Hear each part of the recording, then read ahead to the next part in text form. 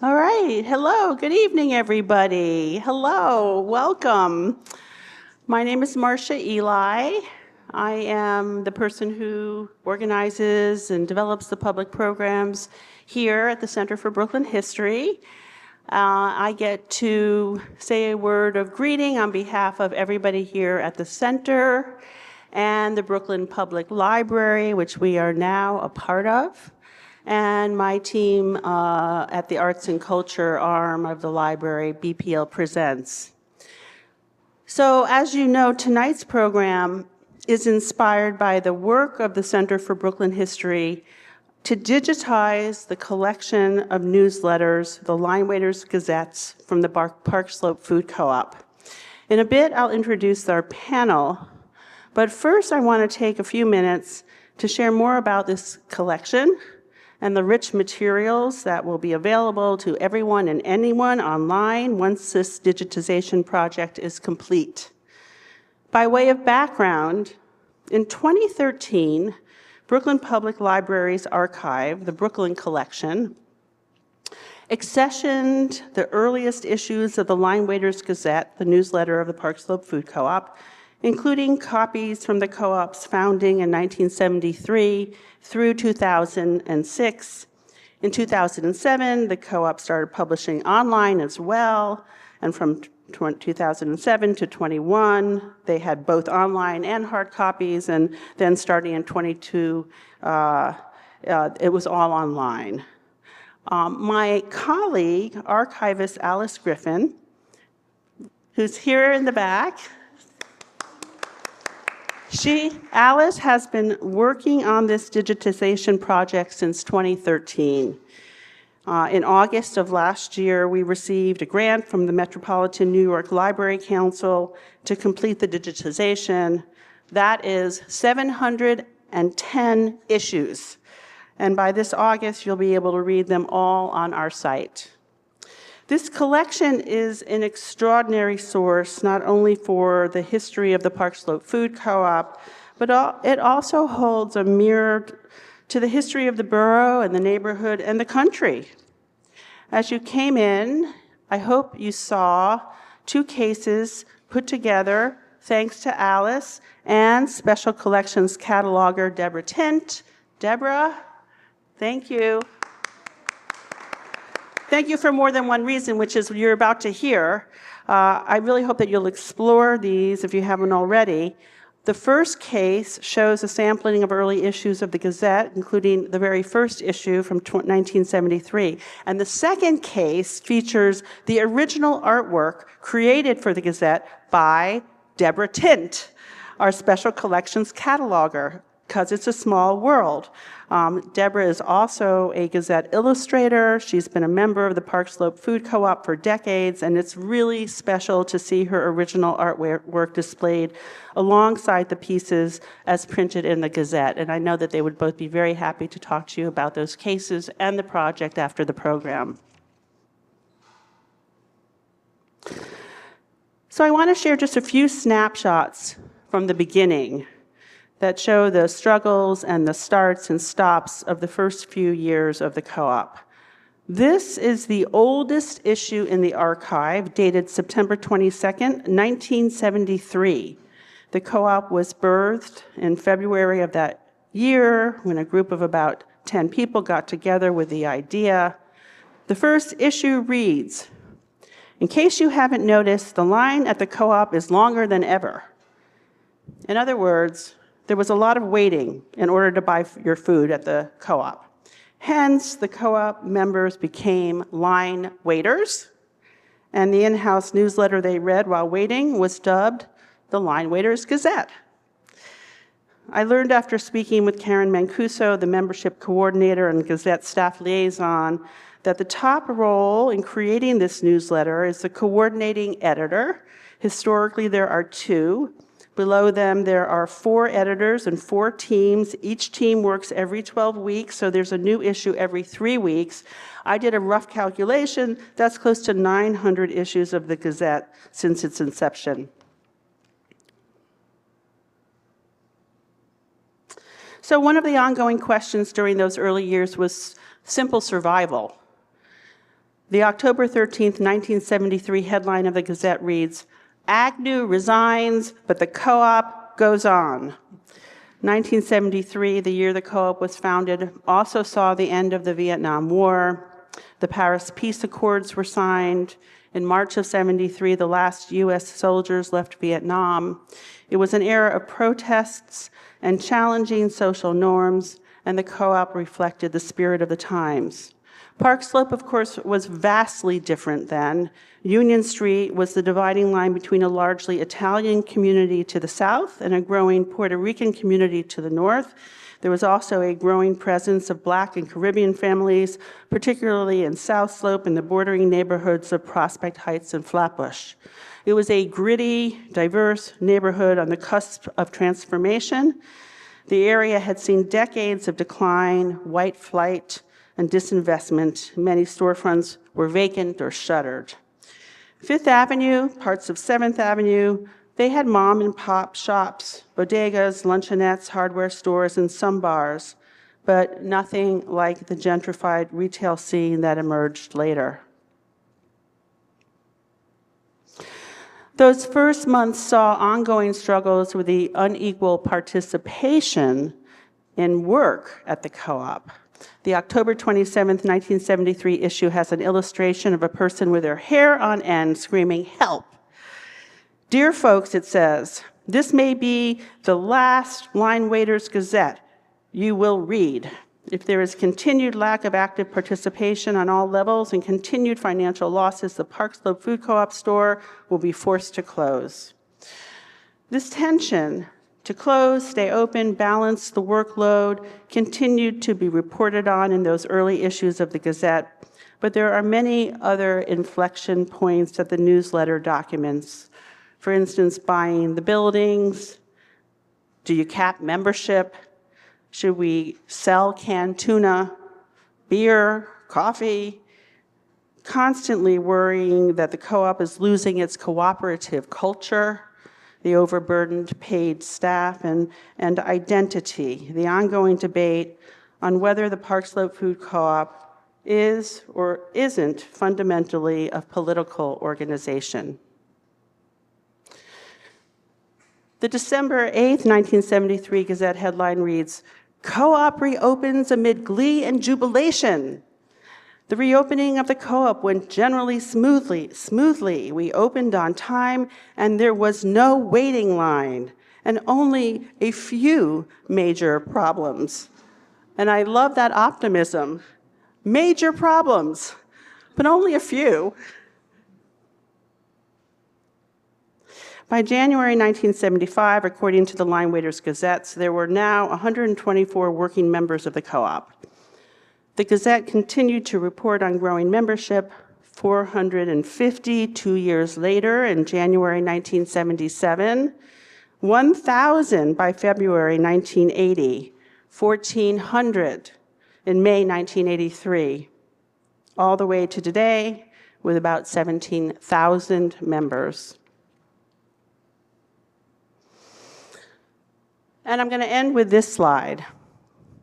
While many things have changed over the 52 years since the co-op's founding, some things stay the same. The most important is the core value of cooperation and member workers, but also the name of this in-house newsletter, despite efforts to come up with something else. This last slide from May 12, 1977 shows the title, the Linewaiters Gazette, replaced with 5 question marks. And it says, "We think we need a new name." Well, I think it's safe to say that after 52 years, the Linewaiters Gazette is here to stay. Thank you.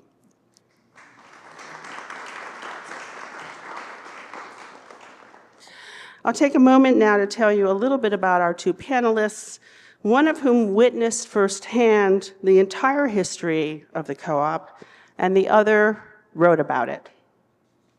Joe Holtz was born and raised in Brooklyn. In 1973, at age 22, Joe and about 10 other Brooklynites co-founded the Park Slope Food Co-op. In 1975, Joe was hired as the first paid staff with the title General Coordinator. In the mid-1990s, he was named the co-op's first general manager, and until this month in his retirement, he coordinated with a team of 5 other general coordinators, a paid staff of 85, and the required work of member owners who now number almost 17,000. Sun Yu is the author of the book, Park Slope Food Co-op, 50 Years of Cooperation. Here it is.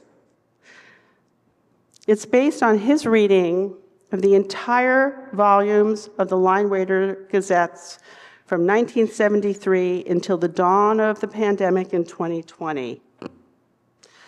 Shortly after Sun's relocation to New York from California, he stumbled upon the co-op and joined it in 2017. Fascinated by the unique culture and history of the co-op, he decided to do something for the cause. He spent his year-end vacation in the Brooklyn Public Library's Central Branch in December 2019 and made photocopies of old archives of the Linewaiters Gazettes. After 3+ years of reading through them all, he published the book in 2023 at the 50-year mark of the co-op. And we do have copies at the shop. Suffice it to say that Sun Yu is, I think it's safe to say, the only person on the face of the earth to have read every single issue of the Linewaiters Gazette, making him, in my view, an unofficial historian of the institution. And finally, our moderator tonight is Alexandra Schwartz. Alex has worked at the New Yorker since 2013, the same year that she joined the Park Slope Food Co-op. She became a staff writer at the magazine in 2016. Bounty Hunters, her profile of the Park Slope Food Co-op, was published in November 2019. Alex is a host of the New Yorker's flagship culture podcast, Critics at Large. So following their conversation, we'll turn to your questions. You were offered index cards and pencils as you entered, and we can give you some if you have a question and didn't take one originally. Our ushers will begin to collect your questions midway through the conversation, and we'll take as many of them as we have time for at the end of the program. So now, please help me welcome Joe, Sun, and Alex to the stage.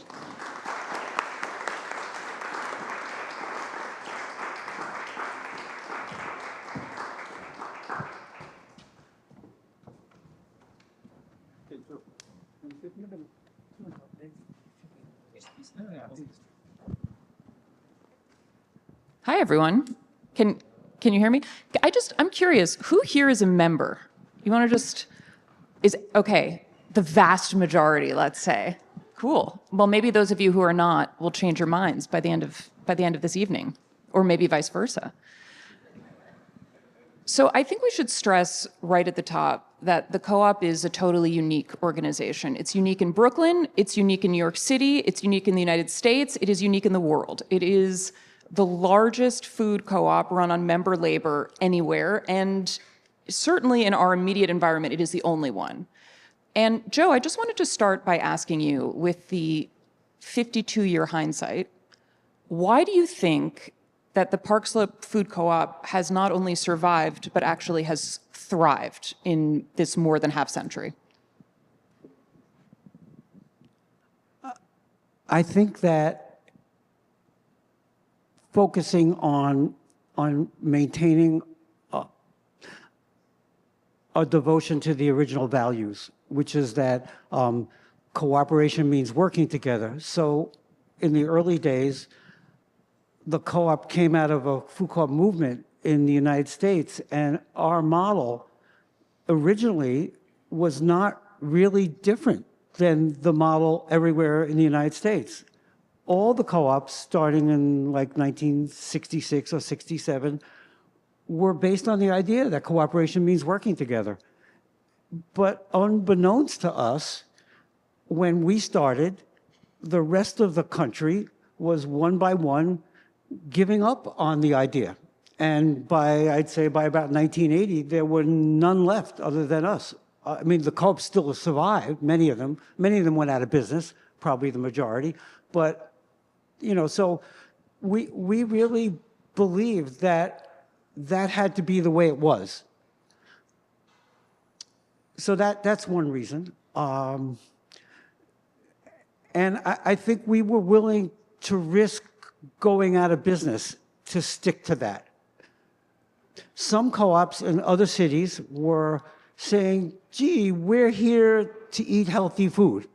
And this is where we could get healthy food, say you're in Duluth, Minnesota, or wherever in the United States. Maybe there's nobody selling healthy food in the whole city. And so you better have the co-op survive. And if it starts getting difficult, and it certainly is difficult to get people to do their share. You know, I think I read the name of this event is Rules and Rutabagas. So anyway, the rules are really important in getting, because it turns out if you give everybody the chance to work, a lot of people will definitely, you know, stick to it and do their share and never not show up. But there'll be a significant minority that kind of forces you to do difficult things if you want to maintain everybody doing their share. And we just felt like, okay, we're going to do this difficult thing, and if it doesn't work, then we're going to close. Because we could go to a health food store on 7th Avenue. At first there was one, and then soon after the co-op opened, there were two. And so we could get healthy foods. Too bad if it costs too much money. You know, or we could go to Manhattan to a certain store that had slightly better prices. You know, or we could go to Sahadi's, which is a great store, and get a lot of whole foods there. But, you know, so we were just willing to say, we're going to risk it. We're going to try and make this work. We're going to try and make this, everybody does a basic minimum work. And that really brings people together. Whereas if you don't make everybody work and you start saying, well, we want to have the co-op, we want to have the co-op because we need healthy food. And if the cooperation thing is too hard, if cooperation means working together is too hard, then we're going to compromise. And we're going to start letting some people buy their way out of work. And that sets up a class system. And that sets up a way of separating people from each other, which is what class systems, one of the effects of class systems. So, you know, so we also were devoted to saving money. And we didn't understand the economics as, you know, as time went on, as months went on and years went on, we understood the economics better, that the biggest expense of running a store, of any grocery store, is paid labor, bigger than insurance, bigger than electricity. It's always paid labor. And so that's the way our members own the savings, by putting in their labor. So anyway, I could go on and on. I better stop now. Yeah, it's interesting. I think, you know, one thing I hear you saying is that there's this paradoxical side to the co-op because the co-op is in Brooklyn, in New York City, in a place where we do have access to other foods, where, as you say, you know, Sahadi's is nearby. I think there was a big concern at the co-op, if I'm not wrong, when Whole Foods was going to come to Gowanus. And people thought, oh no, this is going to really challenge the co-op as the place where you get healthy organic food in Brooklyn, and no members, just the numbers just kept going. There's a kind of social cohesion element, even as we know that the co-op is not by any means a monolith. Sun, I wanted to ask you, so you've done, as Marsha was describing, this amazing project, and I really have to say, this is a great book. I was a little bit nervous to read it because I was like, I don't know if I can deal with the controversy and the conflict that I'll find. But I think it's very, very helpful to see what came before. So you write in the beginning of this book that you were shocked when you came to New York, which you describe as kind of like the beating heart of capitalism and consumerism, to find that there was this point of resistance, the co-op. How did you get involved, and what did you discover? Can you give us kind of the sum of what you discovered by going through these 50 years of texts about this place? Yeah, so just going through all these old papers, the reason I started that was I was genuinely curious. I couldn't quite fathom, how it could be. Like, I looked up some articles, the previous articles in Wikipedia, and it really didn't click me how it started and how it could evolve and could still survive. There was a reason really just for myself. I want to get to the bottom of it a little bit. And then once I saw that the first the issue in the archive, who could not love it, right? So when I saw it, I just had to, get to the whole thing, get to the bottom of that, what I set out to do. But to answer your question, what I discovered was I still have a lot of questions, actually. Then a lot of things written in the Gazette is only very, I felt that I'm missing a lot of the real stories of the people. I just had to rely on the material at hand. I can go by, but I think a lot of people, that devotion and passion and perseverance, all the suffering, and also the value they stick together. That is something behind in the written stories. I think I'm still looking to get to know more by experience rather than just reading through it. So I think my discovery is still not finished. I want to read one thing that you observe, which I found interesting and to be true about the co-op in general. You say you're talking about, so I don't know, I did not know about this. This is why I love your book. And Joe, of course, you knew about it. You were there. I did not know that there was such a vociferous opposition to introducing grocery scanners at the co-op. And it turns out that this was very, very controversial. And maybe some of you in the audience remember this and know this. But for all of us who do checkout, it's really surprising that this thing that we use every day and just swiping through actually was a source of enormous controversy. It seems that there was concern about electromagnetic waves. There was a concern about kind of aligning with the capitalist population in terms of just using this technology. And you can read all about this controversy in Sun's book. But as we know, the scanners were passed. And you write, Sun, even with approval by such an overwhelming majority, the opponents were neither dissuaded nor discouraged. That to me is, Joe, I wonder what you think about that, because that to me is one of the persistent attributes of the co-op. It can be very frustrating, I think, to people on both sides of a given debate, and it's also very beautiful that people have passionate beliefs. I think many people, frankly, don't, and that's actually maybe how it functions so well, that people just want to do their shift, get out, go on with their lives. But some people really just keep on passionately. Is that something that you feel is true to the spirit of the co-op, and how have you encountered that in your time as general coordinator?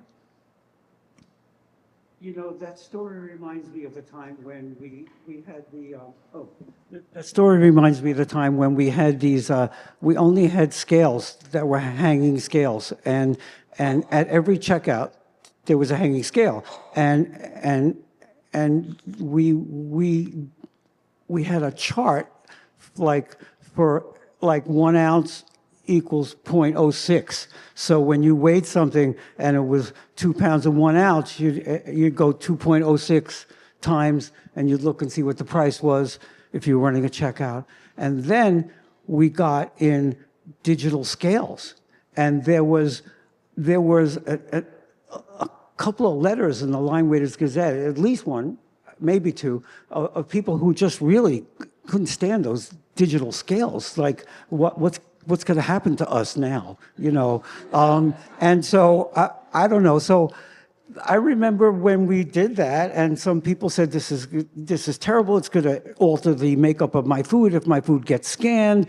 And I think we patiently just tried to explain that wasn't going to happen, that that the technology really wasn't dangerous. And after maybe in less than a year, it went away. But there were some people who persisted, and the co-op just was patient with them and said, okay, we won't scan your food. We'll enter the 13-digit code, the 13 digits of of the barcode, and we were just patient. I don't know. That was it. I mean, do you have faith that in these matters over time, generally sense prevails?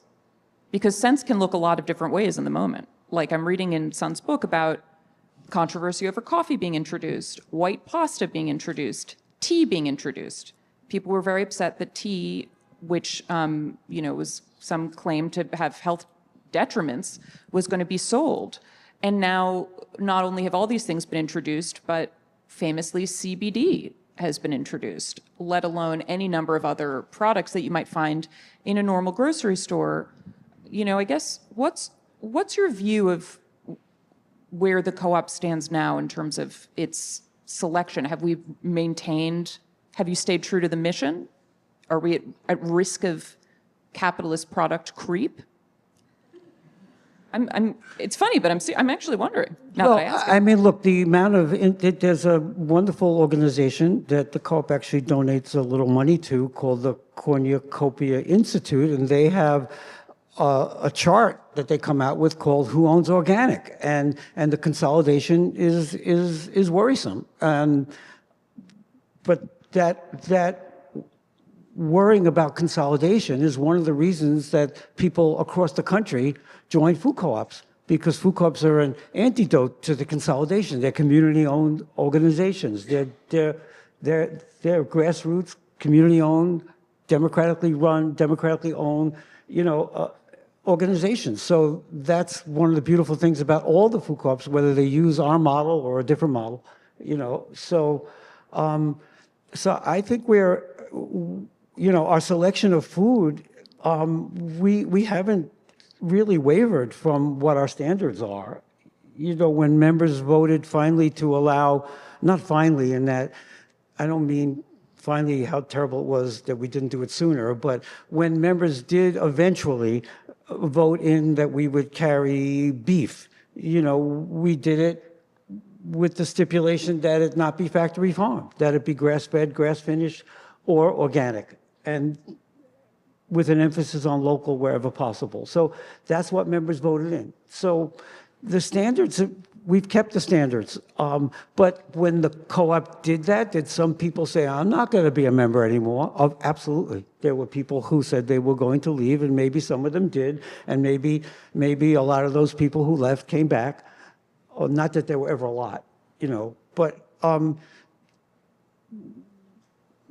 there were people, speaking of controversies in terms of the co-op, one of the biggest controversies that lasted years, there were people talking about it for years, that when we had one building, we have 3 buildings now. So we had one 22-foot wide building. We finally moved from upstairs to downstairs, and there was a cheese counter. And when you came in, one of the first things you did is you wrote down what cheeses you wanted, and you on a slip of paper, and you put it someplace, and they did it in order. You made a hole in it through the spike that was going up, and then people working the cheese counter pulled from the bottom, and the idea was that while you were busy shopping for the rest of your food, the cheese would be, your cheese order would get ready. And then we got the second building, and that came online in 1991, and we took that opportunity to recognize how small of a footprint the co-op was for a retail space, and that the cheese counter took an amazing amount of space. And that what if we put the special cheese refrigerator, which is very special because it's designed to have the coldness float down from these coils instead of being blown at the cheese, right? So air being blown at cheese that needs high humidity, that's not a good idea. Blowing air lowers humidity. You want high humidity. So anyway, so when we had an opportunity, because of the renovation, to drop the cheese case into the basement and make the cheese area in the basement, and you no longer could order cheese. There was such a furor about that. There were many people who were really upset about that. But I haven't heard about it in a while, though. I know, maybe sometimes institutional memory is good up to a point, and then institutional forgetting can also be very helpful. Sun, you have a theory about the cheese that comes through in your book. Do you want to share what it is about why people were so upset based on your reading of the Linewaiters Gazette? Yeah, so there was obviously very furious opposition, and I just had to speculate. I had to guess because I couldn't. I decided not to interview any people or not to rely too much on other materials. I'll just go by the Gazette. So I just had to read what's written in the article of a letters. There was very strong letters, and the also aftershock of after the decision was made. There was such a strong opinion expressed. And my guess was that, so the co-op provides a lot of values, right? So a lot of different people come to co-op for many different reasons. And what I suspected that was, okay, this cheese counter experience provides some value. Not only that, they seem to have kind of, making some personal decisions of, which kind of thing we want to buy. But that interaction, I thought that interaction itself provides some experience. So losing that experience meant something bigger than something significant. That was my guess. Only explanation I could give was the only thing that I can come up with what was that guess.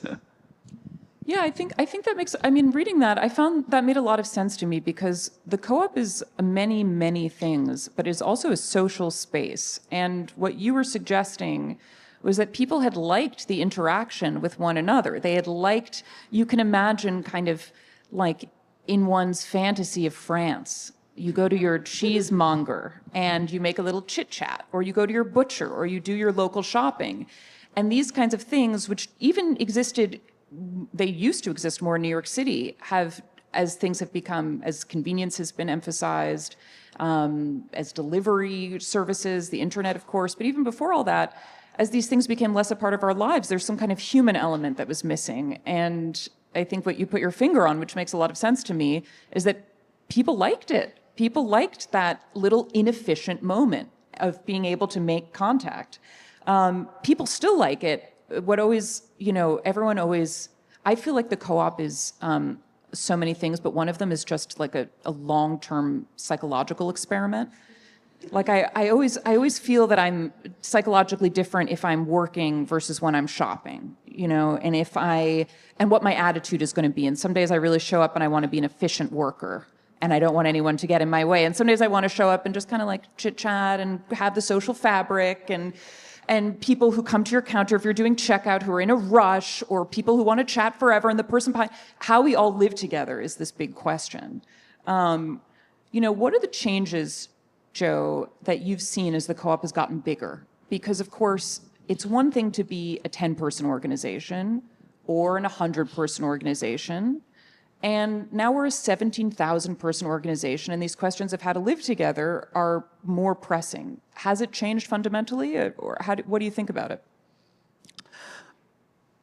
Well, when I've talked to people outside the co-op about what makes the co-op strong, and sometimes it's another co-op, and I'm talking to them about what could make their co-op strong, any co-op strong, it's whether the members feel connected to their co-op, if they feel a connection. And so the committee squad system that we had, and we don't exactly have anymore. So that's something to be concerned about. I feel like we had this member labor system from late 1974 until the time that COVID started, when we shut it down. And that brought people together every 4 weeks, and they'd say, see you next week, when they meant see you in 4 weeks. And there were connections made. Sometimes people married each other, or sometimes they invited everybody in the squad to their wedding, or things like that. And so there was a way of being connected to something small inside the co-op, which was the success originally of the committee squad system, that people could let's put some social glue into the co-op so that people will be more committed to coming to their work slot, rather than just feeling connected to this big 1,000 member co-op or 500 member co-op or eventually 2,000 member co-op or 5,000 member co-op. You're also connected to your little group called the squad, which meets every 4 weeks. So now we put in this new member labor system. And now and it's much more efficient. It's computer-based. We could aim the right amount of people at the right amount of work, and it's working very well. And I think it's great. And so, but I am concerned. Will we still have new members feel connected the way the old members felt connected? So my feeling is, well, we just started this system. When was it? In 21, in July of 21, when we still weren't accepting new members yet, something like that. I think it was July of 21. And so I feel like, okay, so it's going to be 4 years old this July, and we had, 4 decades of making the other system, tweaking it, making it better, learning how to make it better continuously. So we're just starting that. But I'm a little concerned. So I got walked home because I live in the walking zone of the co-op. So I got walked home by a walker who had just joined the co-op about 2 years ago. And I said, so you weren't. So we got to talking, and had not been a member before COVID. And I explained the old system and how people made connection. And I said, so I got a question for you. Do you feel connected to the co-op? And this is clearly not a very big survey. It's one person. I said, so do you feel connected? Because I'm a little worried about it. And I think it's going to be okay. And he said, well, I definitely think working every 6 weeks is so important compared to working every 4 weeks. It definitely makes it so that I could be committed to being a member for as far as the eye could see.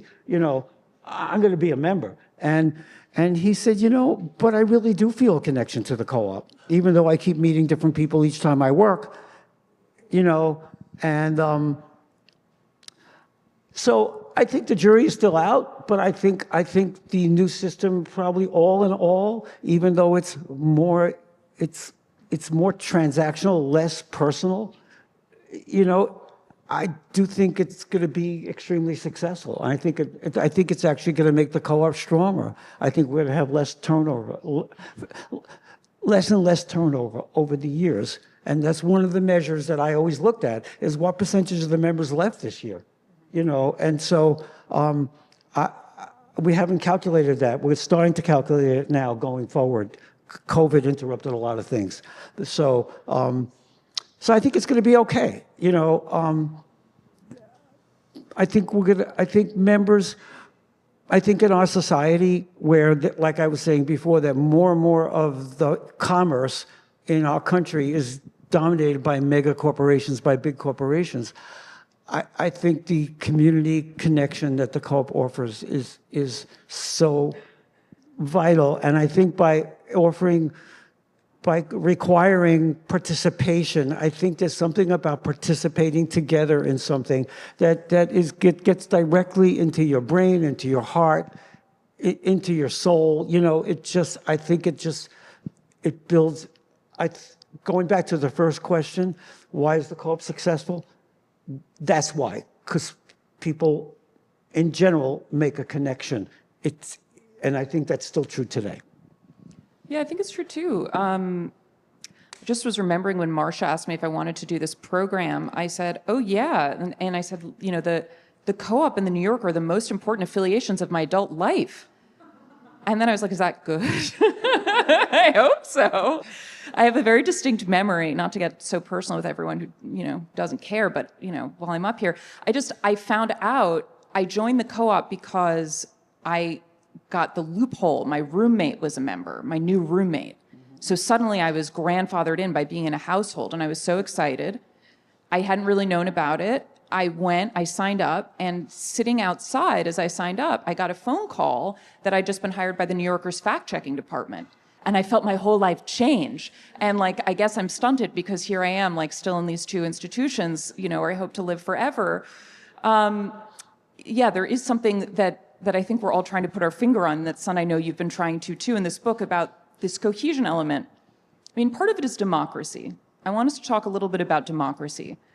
one thing that comes through in reading your book, Son, is that time and time again, big decisions come up at the co-op and nobody shows up to decide. Like there are people who are passionate, people really feel this stuff. Maybe it's about expanding the building, maybe it's about banning coffee, whatever it is. And like 100 people show up to the general meeting or fewer. Were you surprised to discover that element of co-op life? And what do you make of it? And I want Joe's take on this too, but I want to hear from you first. Yeah, actually, that was not what I was expecting. Discovering that actually the number of people showing up from the very beginning for about 3 decades, about the same. It is really, I don't know, actually, I don't have the names, but the number of people showing up has been pretty much constant until that the incentive was given. Yeah, work credit was The work given. credit, right. So that was to my surprise, honestly. So I recognized that, oh, this is something that I didn't expect. I was expecting a little bit more active participation.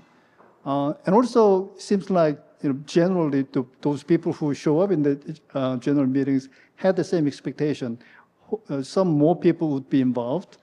And for example, when they set up a food committee, food policy committee, I don't recall exactly the name, but whenever they set up some committee to have some more policy development, not a whole lot of people sign up. So the debate to set up something was very fierce, but it was lower than what we thought. Okay, people should be more interested and involved, and that I had to also guess, how could I explain this? There was, I guess, one theory I had was, okay, once this large group of people get together, even though probably a lot of us consider ourselves as a more democratically inclined people, but just once some system is set up, it seems to me that a lot of people just only step up, only some extraordinary moment. Otherwise, as far as the system runs well, most of the people don't want to get involved. So I think that kind of gave me a little bit of some different understanding looking at the society at large, actually. Yeah, that's, I almost feel, and thank you all for these questions. I just glanced at them. They're so excellent. I'm so excited to ask some of them. I almost feel that people, Joe, I wonder what you make of this, but I almost feel that the fact that there are not, that sometimes the meetings are less well attended, paradoxically, to me, it seems like a sign of success that people are happy with how things are going. I don't know if any democracy, especially a bigger one, can sustain direct participation by every member. But how do you see the health of the co-op's democracy right now? Well, I have some concerns right now about the co-op's democracy, but the way I saw it working over the years, let's start with that.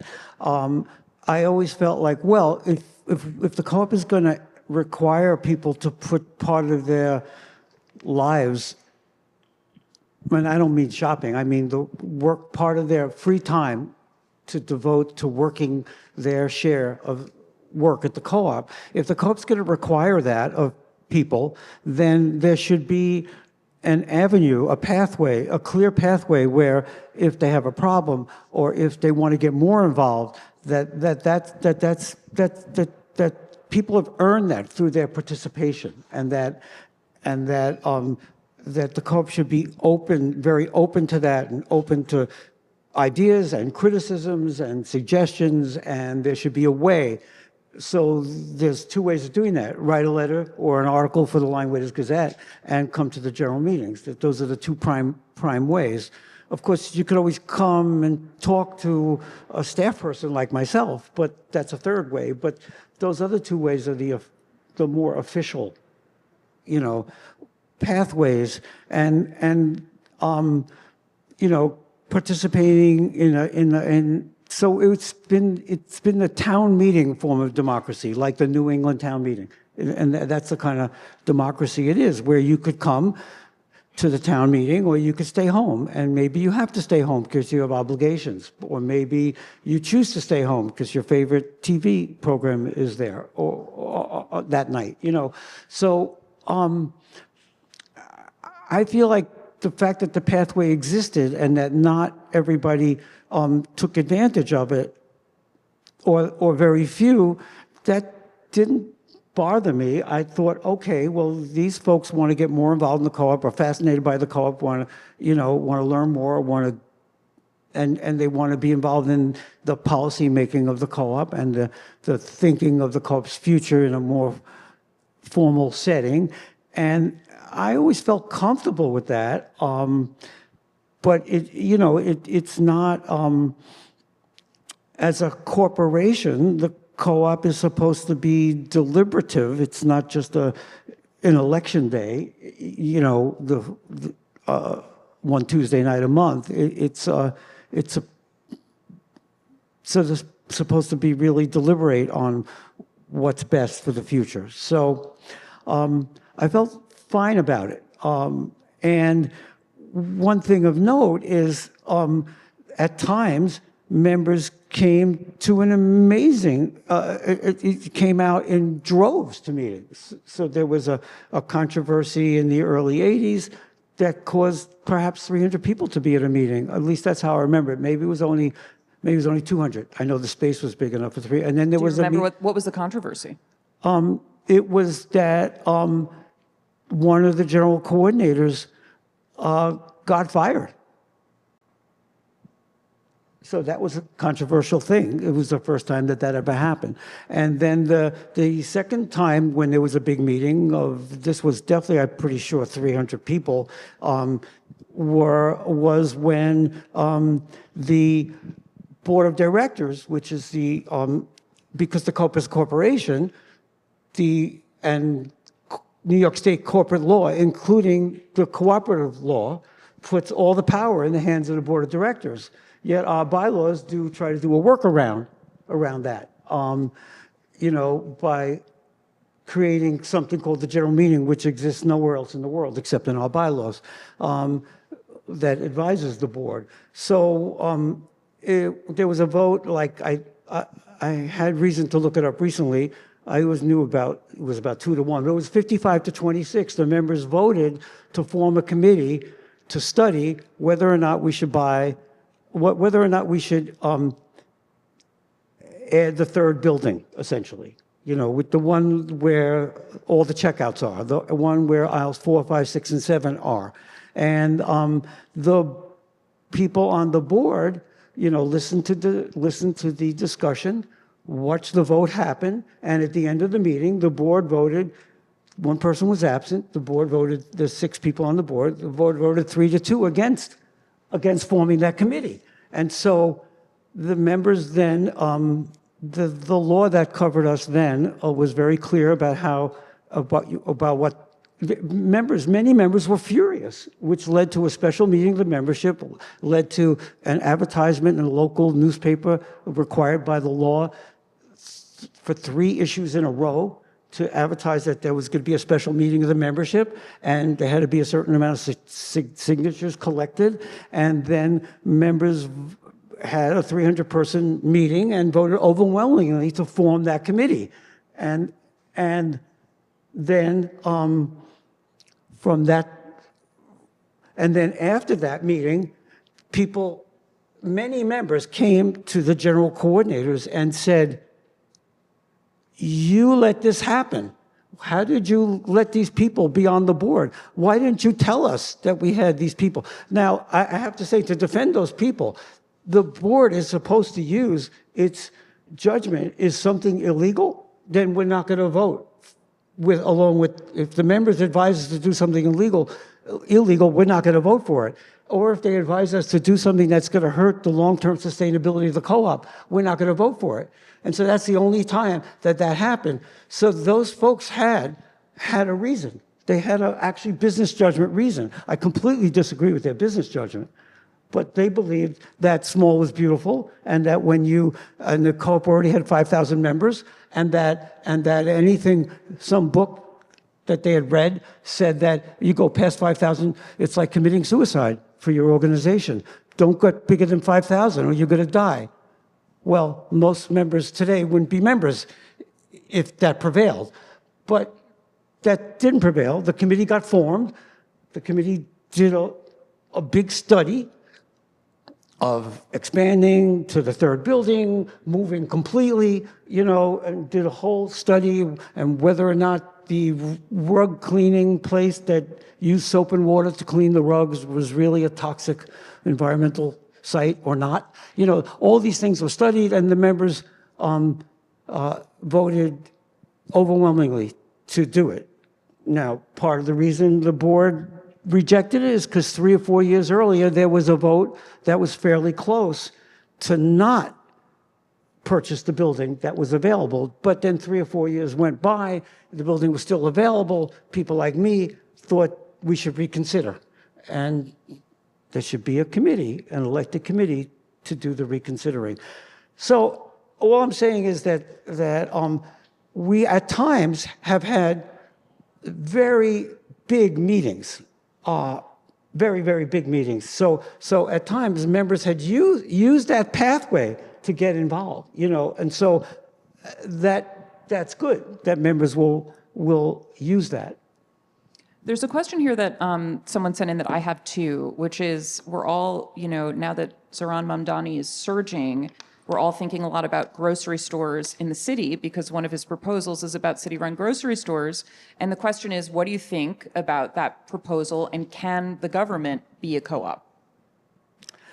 Well, if I was the government, I'd get the community to own the grocery store, and if maybe I would fund it and have a transition plan of transferring ownership over to the grassroots community in each community. I would use the cooperative model. I wouldn't stick. Okay, it's okay with me if it gets started by the government. I think that's great. Not for profit. I mean, there's a second slogan. Cooperation means working together. That was the first one. The second one was food for people, not for profit. That was very popular in the late 60s, early 70s. I could go on and on. Housing for people, not for profit. All the essentials of life, in my opinion, should be for people, not for profit. But maybe I'm being naive. I live in capitalism. Okay. So, So I like that he thinks that we should have more grocery stores where they're absolutely needed, and I think they should be cooperatives. If I was advising him, I would say have a cooperative conversion plan for each one of those stores that you open. But one of the hardest things is getting the capital to start a grocery store, and that's like, So I think that's one of the reasons we started this little fund called the Fund for New Food Co-ops, that our co-op has put some money into this fund, that we have a committee that lends it out when we get applications for it. So I think it's great. Let's use city money to start grocery stores where they're really needed, but let's have a plan for converting them. It could be a 10-year plan, it could be a 20-year plan, but let's convert them to cooperatives, because I think I don't think they should be controlled by the city. I think they should be controlled by the communities. I think that's better. But I haven't really thought it through that much, but that's my gut. Son, I want to ask you this one. This person says, are there any historical practices, social, operational, et cetera, that they say could make a return in the future? But I want to ask you, is there anything from the co-op's past that fell by the wayside that you found out about while reading through all the Linewaiters Gazettes that you thought, let's see this come back, or it would be great if we still had this? Honestly, not really. I think it just got too big. Maybe not.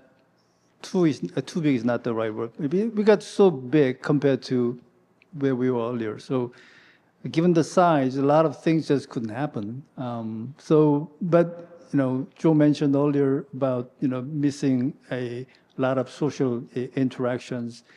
those things I think still happens, but it in a very different context. Also, I wanted to add, actually, when I hear that, I wanted to add this, my perspective that I'm not really a social person, but also I honestly didn't feel that this co-op is not really warm place. It is a little bit transactional. And also I find, when I discovered this, what we are doing here, I thought, in New York, I found my people. That's what I really felt like. But also at the same time, I'm not really into like small social interaction. Really, that's not what maybe there is a personal thing, but also I think in our own way that we find and participate and build a community, there is one way. So missing those, like potluck, right? So when they talk about, even in the last general meeting, we had somebody asking, why don't we have snacks? So well, then there's some snacks, they used to be there, used to be a potluck. But when I look at that, if I was there at the time, maybe I might not be very easy to get into those potluck situations with, co-op. So maybe I think that we are losing those things, but it's also still happening. And also that is not really was building the core of our culture. That's my take. That's so interesting. So do you feel that the co-op does sustain you in some way, even if you don't want to do something like go to the potluck, just by coming in and working? No, I mean, a lot of good people will still have, in the personal level, have that interaction. But if it is like, for example, like church, right? We have to sing together, something like that. I would not be there. Yeah, totally. I think it's just being a cog in the great machine that can be so satisfying. And everyone has a different feeling. I think it's true. Some people will want to go to social events, people will want to go to general meetings, and some people just want to show up and do their shift. But I think if you're just doing it for the grocery prices, you're not going to stay a member. Like, in the end, it's probably not worth it on balance. I think I think there's something to be said for the old moral value of being useful.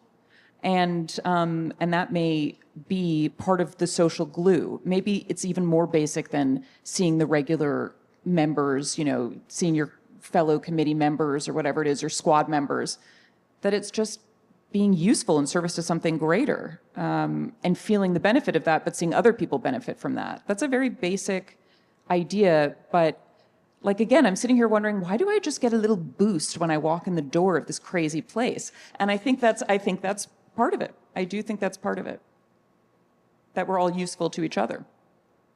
Marsha, I want to do a time check. How are we doing for time? I have no...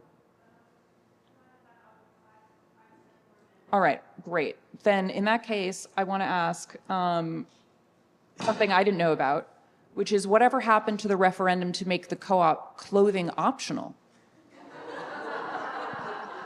This is news to me. Joe, tell us, what's the deal? I think it went into the special locker, the secret locker in the front of the co-op where myths go. It's a myth. It's a myth.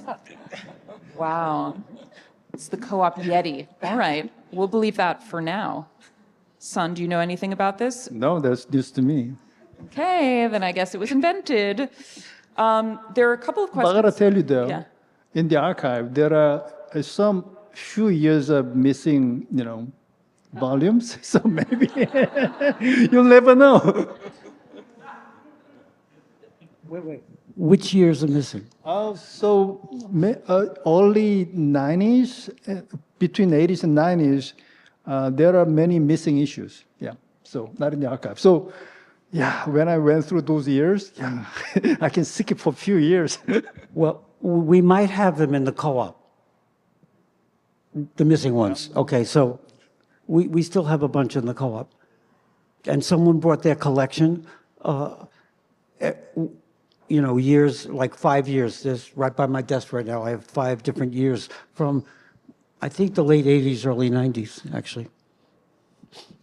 Two people are asking about how the co-op has changed in terms of its membership and its demographics over time. If you feel that it's shifted, I think I'm sure that it's the case that it shifted, but how it did, and if it's shifted in terms of class, race, diversity, how the co-op looks now versus at an earlier time.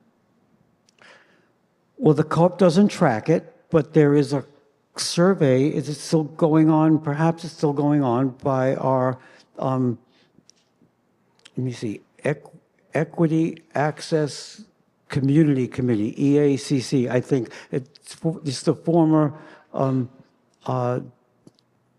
Diversity Committee, I think was the original name. And I'm sure I got their name wrong just now. It's the EACC, I know that. And so they're doing a survey, they're trying to figure out, but it's optional. So, and so there might be some self-selection there that could distort it. So the co-op doesn't really track the diversity, we never have. There was, the co-op was started by somewhere between 8 and 10 white people, you know, and so, but black people started joining, you know, soon thereafter, and that slowly built up. And then around 1979, like, there was a year where I believe half the people in the co-op who joined that year were black, you know. So the co-op started being more diverse in terms of black and white. I think the co-op was underrepresented in certain groups. You know, but it's all anecdotal. I don't have this. I don't have the data. I know that for people like myself, it was exciting to see people from different communities join the co-op, and I thought that was wonderful to see diversity happen from different neighborhoods, different religious groups. So I was thrilled about that. I did read this book. I guess it's a booklet, 60 pages. It's called Dashed Hopes, Broken Dreams. It was written by a guy who was involved in co-ops from the 1930s to the 1980s. And around, I think, 1980, he wrote a book called Dashed Hopes, Broken Dreams. It was about food co-op failures. And one of the most interesting failures, it was a case studies of 6 or 7 co-ops, and one of the most interesting failures was the co-op that had these people who were all about the same age, which is our co-op, 9 out of the 10 founders were between 22 and 26 when the co-op opened. I was the youngest one. And there's one 42-year-old. And that was very helpful to have a 42-year-old there, by the way. Anyway, you know, that co-op in that book, 30 years went by. They never got the next generation to join, and the co-op went out of business. And the man who wrote the book, I remember reading, well, maybe it's not fair to call this a failure, because they did do it for 30 years, but he said, no, it's a failure. It's a failure. This co-op failed. And too bad they couldn't figure out how to get the next generation to join. So when I look around the co-op now, and I see that the next generation and the next generation, they've all joined.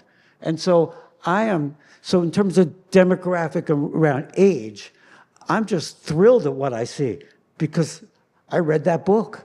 And by the way, then I bought 15 copies and I gave them to 15 key people in the co-op, because I wanted to have a study group and we did. We talked about the failures, because it's very instructive to see how organizations fail, and then to not do that. I think that's a great note to end on. Thank you. Thank you, everyone, so much for coming out tonight. Thank you both.